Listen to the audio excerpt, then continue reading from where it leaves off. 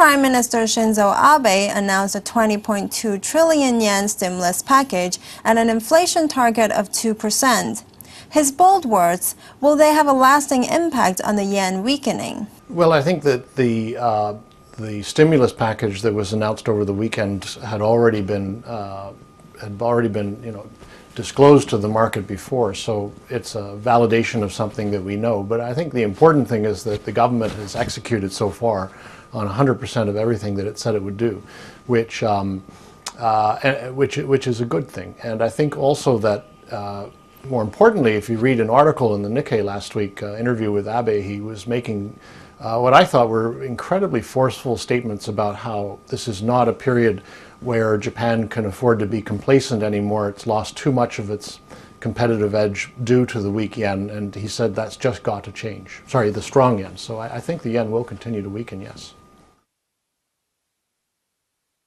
Is his bold words just a short-term move, or is he really perceived as a bold new leader? Well, of course, there's a wall of skepticism around this because since Koizumi, on average, prime ministers in Japan have lasted about a year. But I was interested to see that Abe has reactivated a Council of Economic Ministers, advisors, excuse me, which dates back from Koizumi, actually, and that council was really critical to the creation and enforcement of a lot of the reform programs during the Koizumi era that caused that brief period of time in the sun, if you will, for Japan.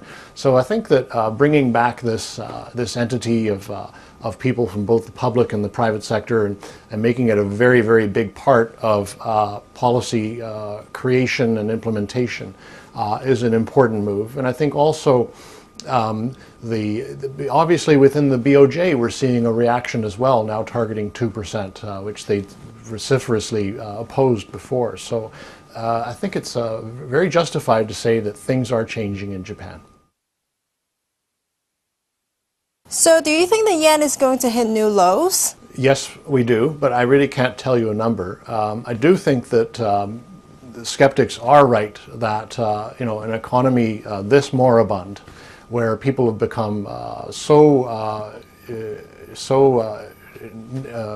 used to low growth and disinflation, is hard to turn around, and the demographics are not on their side either.